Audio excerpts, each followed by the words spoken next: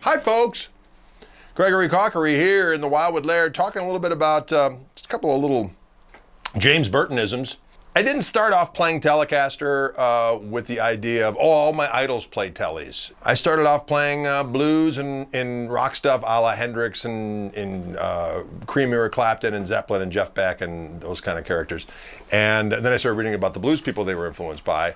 And then I got into Albert Lee, and then I started seeing the name James Burton. But I didn't actually hear James Burton play until quite a few years, well, relatively speaking, several years after I'd already been playing guitar, believe it or not, which is, I know, is unusual. But I was born in '66, so by the time I started playing guitar, it was 1980-ish, 79, 80. And none of my family members were into, older music other than like the Beatles and the Stones and so on and so forth. So I would hear this name, James Burton. And then finally I got those Emmylou Harris records with him on it. And of course I played in an Elvis impersonator band. It was one of my college gigs in the summertime, and I learned all the James Burton parts for a variety of different things. But over the years, I started to get more and more exposed to what he did and the influence that he had, and I got to know him. We got to be friends, which of course was surreal. But I played down at the James Burton Guitar Festival, many different Fender events I would do. James would be around.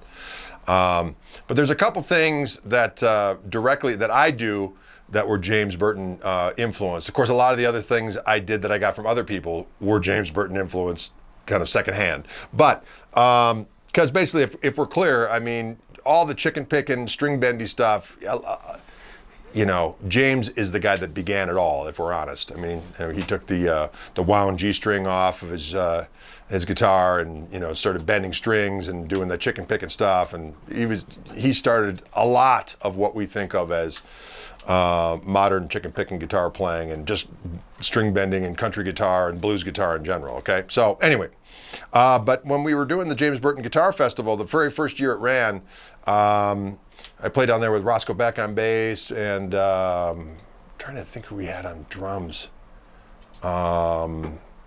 Anyways, we were playing down there and we had to back up. One time we did this little jam where it was us with Sonny Landreth, and then I believe we did a thing with Jerry Donahue and with James and with Seymour Duncan. So as we were rehearsing this tune, we were in between songs the day before the actual show, we were rehearsing, and I heard James do this thing where he went, and I thought, man, that is delicious. I immediately turned around and said, I'm sorry, James, I'm going to have to take that.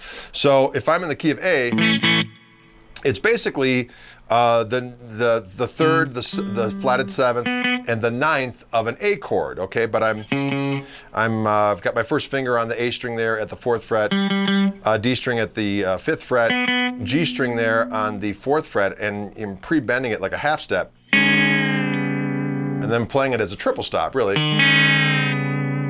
Okay, but then what I did is I decided I'd put my pinky in there as well and get that B string. Kind of bend the whole mess.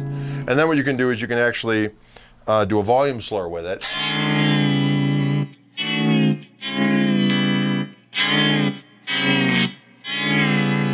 It's kind of fun, all right? And I do that I do it all kinds of different chords.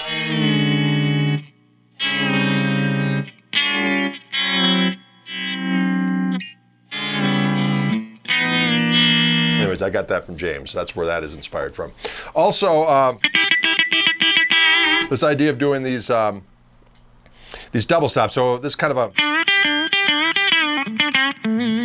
if I'm in the key of A, I'm bending the G string up a whole step, and then I'm with my pinky, I've got that B string there at the 8th fret, which is the 7th note, the note of this flat 7.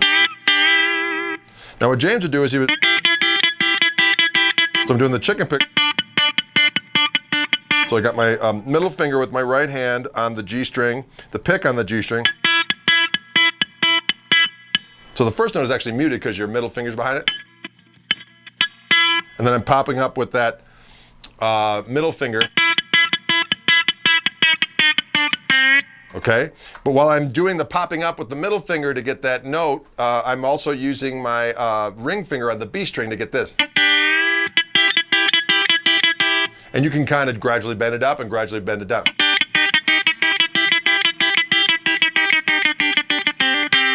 Or you can do it as a triplet.